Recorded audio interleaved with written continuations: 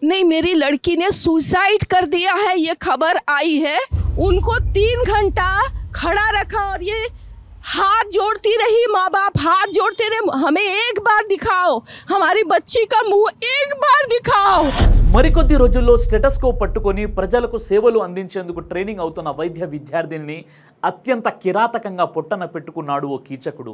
పశ్చిమ బెంగాల్ రాజధాని కోల్కతాలో జరిగిన ఈ అమానుష ఘటన యావత్ దేశాన్ని కుదిపేస్తోంది. కోల్కతా ట్రైనీ డాక్టర్ హత్యాచారం కేసు దేశవ్యాప్తంగా సంచలనంగా మారింది. డ్యూటీలో ఉన్న ట్రైనీ డాక్టర్ని హత్యాచారం చేసి ఆపై అతి క్రూరంగా హత్య చేసిన నిందితుడిని కఠినంగా శిక్షించాలంటూ దేశవ్యాప్తంగా డాక్టర్లు, ట్రైనీ డాక్టర్లు, నర్సులు గత 4 రోజులుగా ఆందోళన చేస్తున్నారు. No safety, no duty, we want justice, justice to Kolkata doctor అంటూ సోషల్ మీడియాలో సైతం హ్యాష్ ట్యాగ్లు వైరల్ అవుతున్నాయి. యావత్ దేశాన్ని కుదిపేస్తున్న ఈ Kolkata doctor rape and murder కేసుకు సంబంధించిన పోలీసుల కథనం ప్రకారం పూర్తి వివరాలు ఈ విధంగా ఉన్నాయి. ప్రభుత్వ ఆధీనంలో నడిచే కోల్కతాలోని ఆర్జీకర్ మెడికల్ కాలేజ్ అండ్ హాస్పిటల్లో 2024 ఆగస్టు 9న 32 ఏళ్ల డాక్టర్ విగత జీవిగా పడి ఉంది. శుక్రవారం తెల్లవారుజామున ఆమెను ఎవరో రేప్ చేసి అత్యంత దారుణంగా హత్య చేశారు. కళ్ళు, నోరు, ప్రైవేట్ పార్ట్స్ నుంచి బ్లీడింగ్ అయినట్లు ఆటోప్సీ శవ పరీక్ష రిపోర్టులో వెల్లడైంది. బాధితురాలు భోజనం చేసిన అనంతరం విశ్రాంతి తీసుకోవడానికి చెస్ట్ డిపార్ట్మెంట్ సెమినార్ హాల్కు వెళ్ళింది. ఆ తర్వాత శవమై కనిపించింది. అత్యంత దారుణమైన స్థితిలో మృతదేహం ఉండడం అందరినీ కలవరపరిచింది. విచారణ చేసిన పోలీసులు ఈ నేరానికి పాల్పడిన సంజయ్ రాయ్ అనే వ్యక్తిని అరెస్టు చేశారు. ఇప్పటికే ఈ కేసులో పలువురిని పోలీసులు విచారించారు. అత్యాచారం, హత్యకు గురైన ట్రైనీ డాక్టర్ పోస్ట్ మార్టం నివేదికలో నమ్మలేని భయంకర నిజాలు వెలుగులోకి వస్తున్నాయి. ఆమె ప్రైవేట్ పార్ట్లపై గాయాలు చేసి రాత్రి ఆమెను రేప్ చేసి అత్యంత దారుణంగా హత్య చేశారు. కళ్ళు, నోరు, ప్రైవేట్ పార్ట్స్ నుంచి బ్లీడింగ్ అయినట్లు ఆటోప్సీ శవ పరీక్ష రిపోర్టులో వెల్లడైంది. మృతురాలి ప్రైవేట్ భాగాల్లో లోతైన గాయం కనిపించిందని, ఆమె ఎడమ కాలు, మెడ, కుడి చెయ్యి, ఉంగరపు వేలు, పెదవులపై కూడా గాయాలు ఉన్నట్లు రిపోర్టులో ఉంది.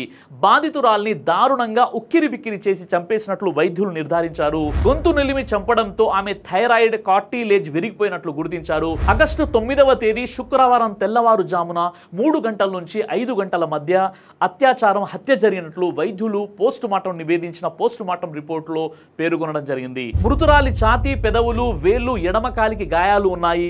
బాధితురాలి నోరు మూసేసి కేకలు వేయకుండా నోరు, ముక్కు మూసి ఆమె తలను గోడకు లేదా నేలపై అదిమి పట్టినట్లు వైద్యులు నిర్ధారించారు. అసహజ లైంగిక చర్య, పాశవిక దాడి కారణంగా అంతర్గత అవయవాలలో లోతైన గాయం అయినట్లు గుర్తించారు. దుర్మార్గుడి దాడిని అడ్డుకునేందుకు చేసిన ప్రయత్నంలో మృతురాలి ముఖానికి గోటితో చేసిన గాయాలు ఉన్నట్లు వైద్యులు గుర్తించారు. ఆమె కళ్ళు, నోరు, అంతర్గత అవయవాల నుంచి రక్తస్రావం జరిగినట్లు పోస్ట్ మార్టం రిపోర్టుల్ని బట్టి తెలుస్తుంది. అయితే ఆమె కళ్ళకు ఎందుకు గాయాలు అయ్యాయో నిర్ధారణ కాలేదు. అత్యాచారం, హత్య అనంతరం ఆమె మృతదేహాన్ని ఆసుపత్రి సెమినార్ హాల్లో గుర్తించారు. ఈ కేసులో నిందితుడు సంజయ్ రాయ్ను అరెస్టు చేసి విచారిస్తున్నారు. అతను ఒక సివిక్ వాలంటీర్, అంటే పౌర స్వచ్ఛంద సేవకుడుగా పనిచేస్తున్నాడు. కోల్కతా పోలీస్ డిపార్ట్మెంట్లో ఈ వ్యవస్థ ఉంది. వీరిని వాలంటీర్లుగా తీసుకుంటారు. ఈ సివిక్ వాలంటీర్లు ట్రాఫిక్ నిర్వహణ మరియు ప్రకృతి విపత్తులు సంభవించినప్పుడు పోలీసులకు సహాయం చేయడానికి కాంట్రాక్ట్ బేసిక్ పై రిక్రూట్ అవుతారు. వీరికి నెలకు దాదాపు 12,000 ప్రభుత్వం చెల్లిస్తూ ఉంటుంది. అయితే సివిక్ వాలంటీర్లు పోలీసులు కాదు. కానీ ఈ సంజయ్ రాయ్ అనే వ్యక్తి మాత్రం తాను పోలీస్ అధికారిని అంటూ అందరితో చెప్పుకుంటూ తిరిగేవాడు. సంజయ్ రాయ్ 2019లో Kolkata police disaster management group లో వాలంటీర్గా చేరాడు. కానీ తర్వాత పోలీస్ వెల్ఫేర్ సెల్ కి అతన్ని మార్చారు. కొన్ని నెలల క్రితం నుంచి ఆర్జీకర్ మెడికల్ కాలేజ్ అండ్ హాస్పిటల్లోని పోలీస్ అవుట్ పోస్ట్ విధుల్లో నిర్వహిస్తున్నాడు. కేవలం వాలంటీర్ మాత్రమే అయినా తాను కోల్కతా పోలీస్ అనే ముద్ర ఉండే టీషర్ట్ వేసుకుంటూ అందరికీ తాను పోలీస్ అంటూ నమ్మిస్తూ మెడికల్ కాలేజ్లోని అన్ని క్యాంపస్లో, హాస్పిటల్లోని అన్ని బ్లాక్లకు నేరుగా వెళ్ళిపోయేవాడు. అతనికి అనుమతి లేని చోట్లలో కూడా యథేచ్ఛగా తిరిగేవాడు. మెడికల్ కాలేజ్, హాస్పిటల్లో తిరుగుతూ ఓ డాక్టర్ పై కన్నేశాడు సంజయ్ రాయ్. గురువారం రాత్రి ఎమర్జెన్సీ బ్లాక్ లో నైట్ డ్యూటీలో ఉన్న డాక్టర్ గదిలోకి వెళ్ళాడు. ఆ తర్వాత చాలా సేపటికి అక్కడి నుంచి బయటికి వచ్చాడు. తెల్లవారిన తర్వాత డాక్టర్ నేలపై విగత జీవిత పడి ఉండటాన్ని కొంతమంది చూసి పోలీసులకు సమాచారం అందించారు. విచారణ చేపట్టిన పోలీసులు ఎమర్జెన్సీ బ్లాక్ లో సంజయ్ రాయ్ రాత్రి 4 గంటల సమయంలో వెళ్ళినట్లుగా సీసీటీవీ కెమెరాలో రికార్డ్ అయిన వీడియో ఆధారంగా గుర్తించారు. అలాగే కొద్దిసేపటి తర్వాత తను బయటికి వస్తున్నట్లు కూడా అందులో ఉంది. డాక్టర్ మృతదేహం పక్కన ఒక బ్లూటూత్ ఇయర్ ఫోన్ పోలీసులకు దొరికింది.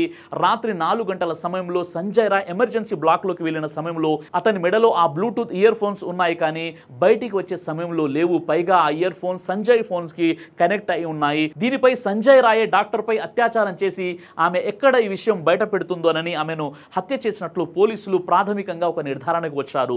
సీసీటీవీ బ్లూటూత్ ఆధారాలతో సంజయ్ రాయ్ను అరెస్టు చేశారు పోలీసులు. డాక్టర్ పై అత్యాచారం చేసిన రాత్రి నేరుగా ఇంటికి వచ్చిన సంజయ్ రాయ్ స్నానం చేసి ఎవరికి అనుమానం రావద్దని రక్తం అంటుకున్న తన బట్టలు తానే ఉతుక్కున్నాడు. ఒక మహిళను అత్యంత దారుణంగా రేప్ చేసి చంపేసి ఇంటికి వచ్చి ప్రశాంతంగా నిద్రపోయాడు. ఉదయం అతని ఇంటికి వచ్చిన పోలీసులు అతని షూపై ఉన్న రక్తపు మరకల ఆధారంగా అతని నిందితుడిగా గుర్తిస్తూ అదుపులోకి తీసుకున్నారు. అతని ఫోన్లో పోర్నోగ్రఫీ వీడియోలు చాలా ఉన్నట్లు కూడా పోలీసులు గుర్తించారు. పోర్న్ వీడియోలకు బానిసైన అతను ఈ దారుణానికి పాల్పడి ఉంటాడని కూడా భావిస్తున్నారు. ఈ ఘటన జరిగిన శుక్రవారం నాడు ఉదయం అత్యాచారం హత్యకు గురైన ట్రైనీ డాక్టర్ తండ్రికి RG Kar medical college and hospital నుంచి ఫోన్ కాల్ వచ్చింది. ట్రైనీ డాక్టర్ ఆత్మహత్యకు పాల్పడినట్లు ఆసుపత్రి వర్గాలు ఆయనకు ప్రాథమిక సమాచారం ఇచ్చారు. అయితే నేరుగా ఆసుపత్రికి వెళ్లి చూశాక అక్కడ జరిగింది ఏంటో మాకు అర్థమైందంటూ ట్రైనీ డాక్టర్ తండ్రి కన్నీటి పర్యాంతమయ్యారు. అయితే ఈ ఫోన్ కాల్ చేసిన వ్యక్తి తాను ఎవరన్న విషయం కూడా చెప్పలేదని తెలిపారు. తమ కుమార్తె ముఖాన్ని చూపించాలని వేడుకున్న దాదాపు 3 గంటల నిరీక్షణ తర్వాతే ఆసుపత్రి వర్గాలు లోపలికి వెళ్లి ముఖాన్ని చూసేందుకు అనుమతి ఇచ్చారని తెలిపారు. ఒక ఫోటో తీసుకునేందుకు మాత్రమే అనుమతి ఇచ్చారని, బయట ఉన్న వారికి ఆ ఫోటో మాత్రమే చూపించినట్లు వెల్లడించారు. ఆ సమయంలో ట్రైనీ డాక్టర్ శరీరంపై వస్త్రాలు ఏమీ లేవని తెలిపారు. ఘటన స్థలం దగ్గర సాక్ష్యాధారాలను మార్చేందుకు ఆసుపత్రి సిబ్బంది ప్రయత్నించినట్లు, దీనిపై సమగ్ర విచారణ జరిపించాలంటూ పశ్చిమ బెంగాల్ డాక్టర్ల ఫోరం మంగళవారం నాడు సిబిఐకి ఓ వినతి పత్రాన్ని అందజేసింది. కోల్కతా హైకోర్టు ఆదేశాల మేరకు సిబిఐ ఈ కేసు దర్యాప్తు చేపట్టింది.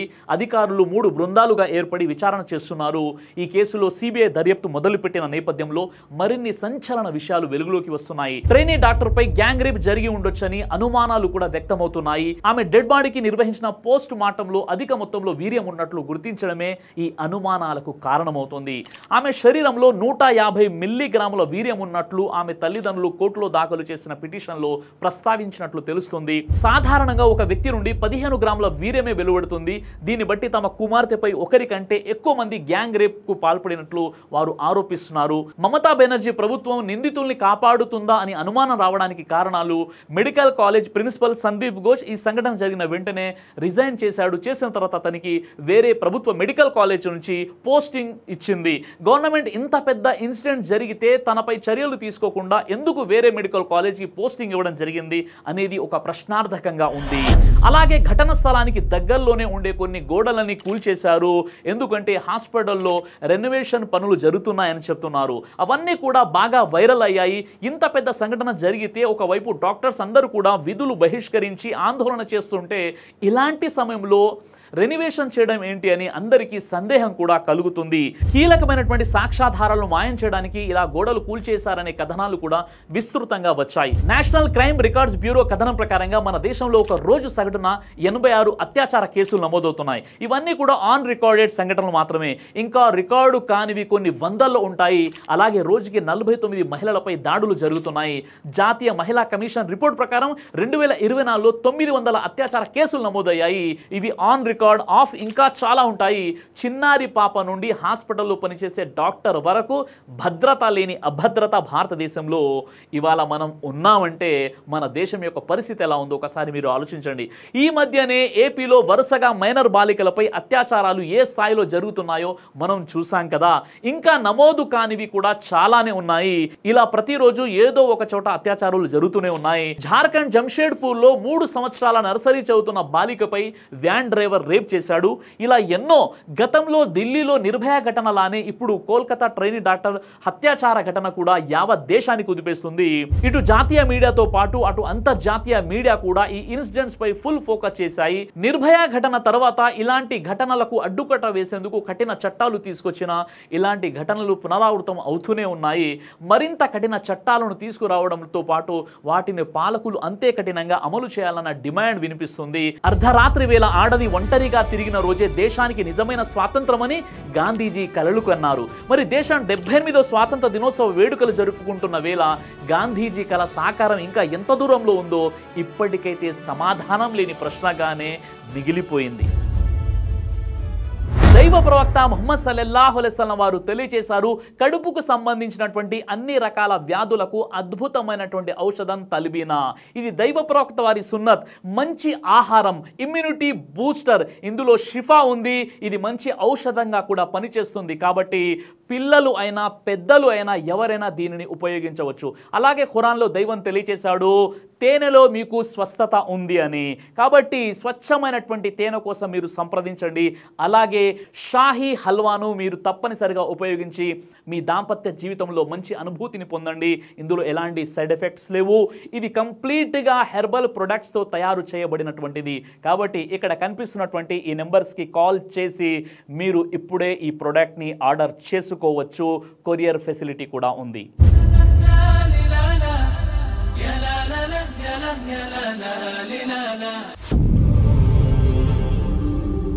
బ్రదర్ సిరాజ్ అని యూట్యూబ్ ఛానల్ని మీరు సబ్స్క్రైబ్ చేసినట్లయితే ఇన్షాల్లా దైవచిత్తం అయితే మీకు వీడియోస్ వస్తుంటాయి. అదేవిధంగా బ్రదర్ సిరాజ్ అనేటటువంటి ఫేస్బుక్ని కూడా లైక్ చేయడం వల్ల మీకు వీడియోస్ వస్తుంటాయి.